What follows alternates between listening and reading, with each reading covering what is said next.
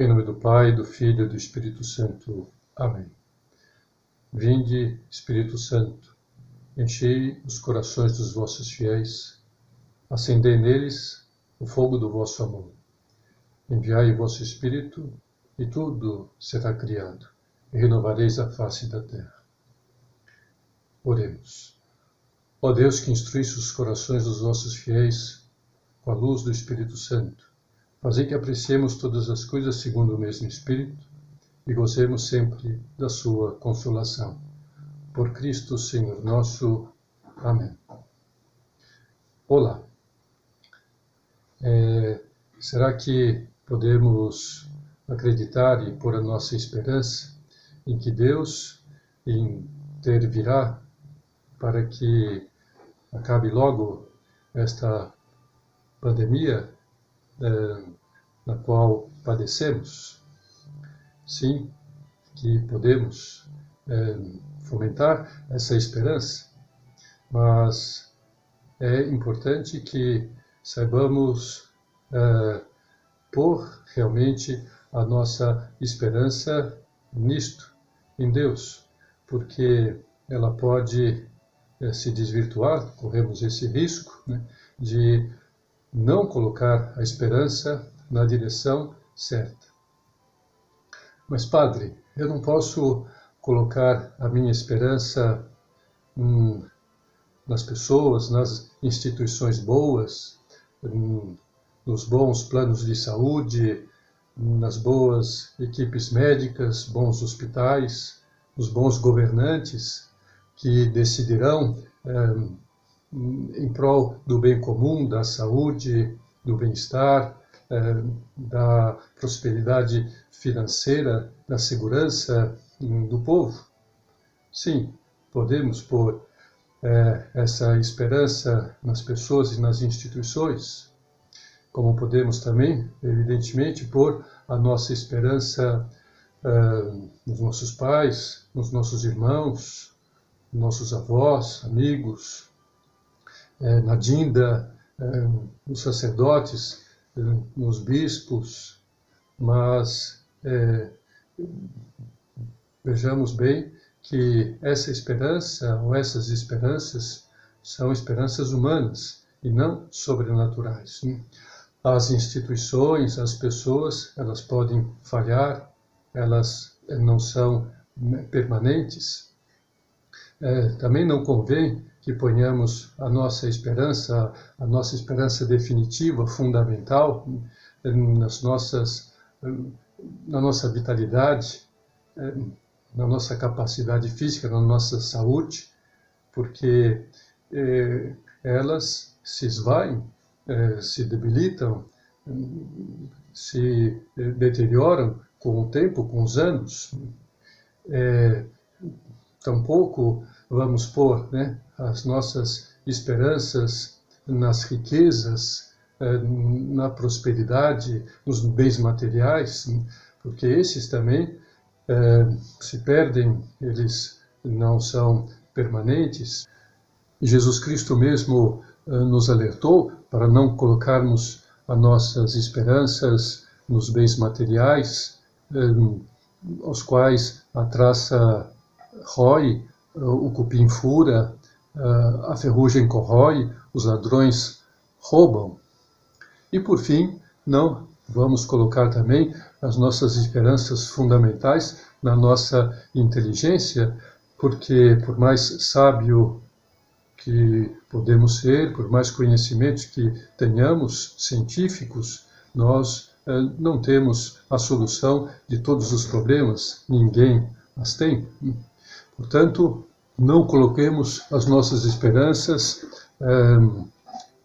nas pessoas, nas instituições, por mais boas e preparadas que estejam, não vamos colocar na nossa vitalidade, na nossa saúde, na nossa juventude. Tudo isso se esvai, tudo isso é efêmero. Não vamos colocar nossas esperanças nos bens materiais, na riqueza, no status, tampouco no QI.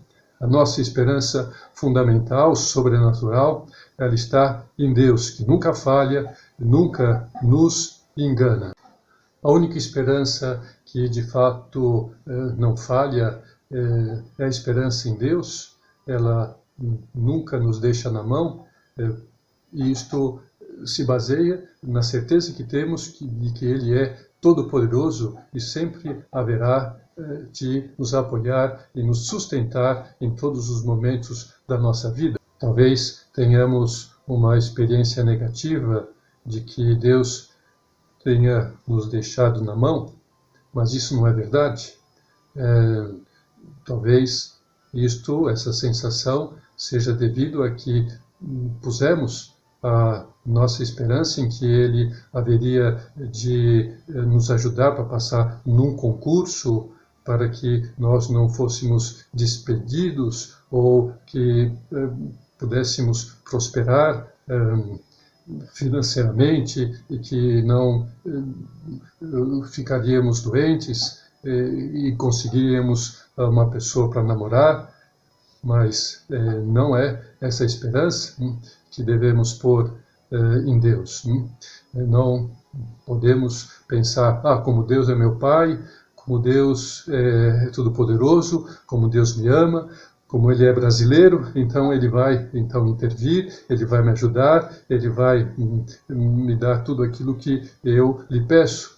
Não, Deus não é brasileiro e nem se naturalizou brasileiro, e portanto não é essa esperança que devemos pôr em Deus. É certo que São Paulo diz-nos que tudo concorre para o bem daqueles que amam a Deus, mas do que se trata esse bem? É a nossa santidade, a nossa salvação. Por isso, às vezes, algo que nós pensamos que é um bem para nossa salvação, para nossa santidade, de fato, não é. E podemos, então, considerar com o livro da sabedoria, a nossa esperança, ela está cheia de imortalidade. Não é uma esperança que se fundamenta nesta vida, simplesmente, nos acontecimentos e nos bens desta vida. Mas podemos estar certos de que, se nós confiamos em Deus, se nós temos a nossa esperança em Deus, então Ele vai nos sustentar, Ele vai nos dar serenidade para enfrentarmos todos os problemas que dos quais possamos padecer, mesmo que tenhamos que passar por momentos difíceis de doença, mesmo que peguemos o Covid ou nossos familiares, não importa, esperamos sempre em Deus. Deus nos sustentará, Deus nos fortalecerá sempre.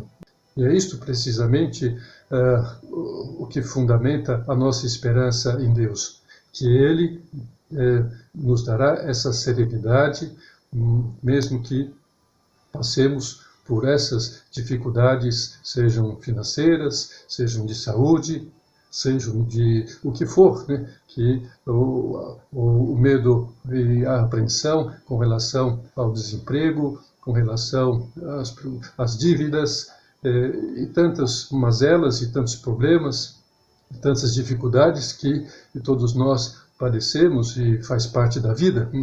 Mas Deus nos sustenta, Deus nos dá sempre aquela força para não perecermos, não desistirmos da nossa esperança que pomos sempre nele.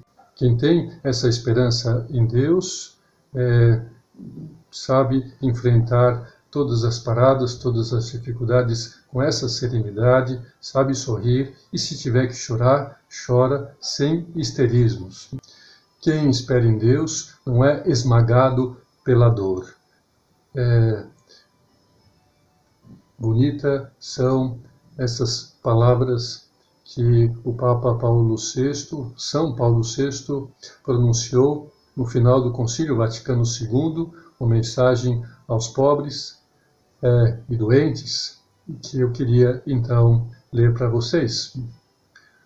Ó vós que sentis mais pesada o peso da cruz, vós que sois pobres e desamparados, que chorais, perseguidos por amor à justiça, esquecidos, vós os sofredores desconhecidos, tende ânimo, sois os prediletos do reino de Deus.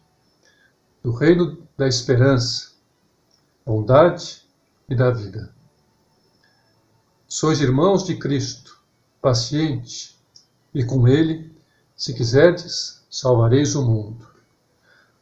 E essa menção a Jesus Cristo nos leva àquele momento em que Ele, antes da sua paixão, vai ao Horto das Oliveiras para rezar, para abrir o seu coração ao seu Pai, para lhe dizer que está com muito medo, que está angustiado, que está com tremor interior de enfrentar aquela paixão, aquela morte. Jesus, Deus, que se faz homem e vive conosco esse drama, está conosco nos dramas humanos e também implora ao Pai, como nós podemos implorar, que nos afaste os sofrimentos, a morte, as doenças. Mas vemos como Jesus Cristo, depois daquela oração, sai fortalecido, sai cheio de ânimo, de enfrentar a dor de cumprir o propósito para o qual tinha vindo, salvar-nos, morrer na cruz para a nossa salvação, e assim poder receber a glória que o Pai lhe deu, ressuscitando dos mortos. De maneira que, quando os problemas acadêmicos se apresentem, as dificuldades financeiras, econômicas, quando padecemos alguma doença, quando estamos diante da morte de um ser querido, quando as nossas paixões se levantam e querem nos empurrar para baixo, quando todos os sofrimentos nos assolam, como estes que padecemos nessa pandemia, como essa ansiedade que nos leva a estar confinados, tudo isso esperamos em Deus sempre. Nunca desistamos da nossa fé, da nossa confiança, da nossa certeza de que Deus não nos abandona. Quando ele diz ao profeta Isaías, para que o profeta Isaías transmitisse para nós, ele pergunta-nos, Deus nosso Senhor pergunta-nos, pode uma mãe abandonar o seu recém-nascido? Pois a resposta que nós poderíamos dar a ele é, Senhor, normalmente não, uma mãe não abandona o seu recém-nascido, mas infelizmente há algumas que o abandonam. Então Deus nos responde, pois eu nunca lhes abandonarei. Eu tenho tatuado nas minhas mãos os seus nomes. Um pai, uma mãe que tatua o nosso nome no seu corpo para ter sempre isto presente. E também sabemos que temos, junto com a esperança em Deus, a intercessão poderosíssima de Maria Santíssima. Uma das invocações pela qual nos referimos a Maria Santíssima é a Virgem da Medalha Milagrosa.